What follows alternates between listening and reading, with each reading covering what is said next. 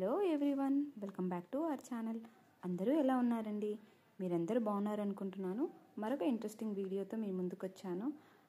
నేను నవరాత్రుల్లో భాగంగా సికింద్రాబాద్ మహంకాళి అమ్మవారి టెంపుల్కి వెళ్ళాను. దేవాలయానికి చేరుకునేసరికి వీధులన్నీ జెండాలు, అలాగే లైట్స్తో, కలర్ఫుల్ లైట్స్, అలాగే ఫ్లవర్ మాలలతో చాలా మెరుస్తూ కనిపించాయి. దూరం నుంచే మనకి టెంపుల్ గంట శబ్దాలు వినిపిస్తూ ఉన్నాయి. అలాగే క్రౌడ్ కూడా చాలా ఎక్కువగానే ఉంది. అందరూ జై మహాకాళి అంటూ ఉత్సాహంగా నినాదాలు కూడా చేస్తున్నారు. టెంపుల్ ముందు ఎంతో బాగా పూలతో అలంకరణ చేశారు. అలాగే లైట్స్ అలంకరణ కూడా చాలా బాగుంది. ఇవన్నీ చూడగానే చాలా హ్యాపీగా అనిపించింది. మనకి దేవాలయం లోపలికి అడుగు పెట్టగానే అద్భుతమైన వాతావరణం కనబడుతుంది. అక్కడ చాలామంది ట్రెడిషనల్ డ్రెస్సెస్లో వచ్చారు. అలాగే అమ్మవారికి అందరూ కూడా ఫ్యామిలీతో సహా వచ్చి పూజలు చేస్తున్నారు. అమ్మవారి విగ్రహం పూలతో అలాగే కుంకుమాలతో చాలా అందంగా అలంకరించబడి ఉంది.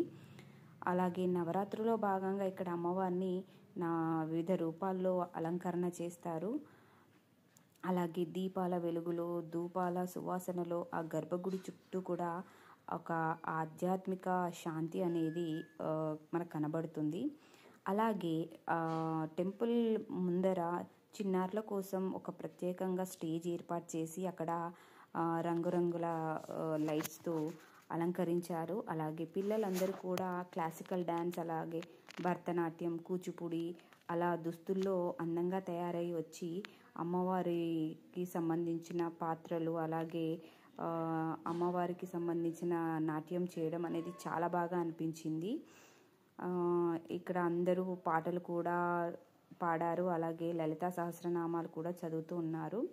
అలాగే ఇలా క్లాసికల్ డ్యాన్స్ కంప్లీట్ అయిన తర్వాత పిల్లలందరూ కూడా లోపలికి వెళ్ళి అమ్మవారిని దర్శించుకోవడం కూడా చాలామంది చేశారు. అలాగే ఇక్కడున్న పిల్లలతో కూడా అందరూ ఫొటోస్ తీసుకోవడం కూడా జరిగింది.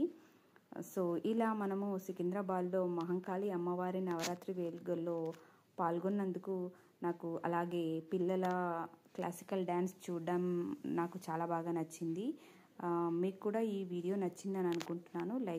మీకు ఈ వీడియో నచ్చినట్లయితే లైక్ చేయండి, షేర్ చేయండి అండ్ సబ్స్క్రైబ్ చేయడం మర్చిపోవద్దు. ఇలాంటి మరిన్ని ఇంట్రెస్టింగ్ వీడియో కోసం ఛానల్ని సబ్స్క్రైబ్ చేయండి.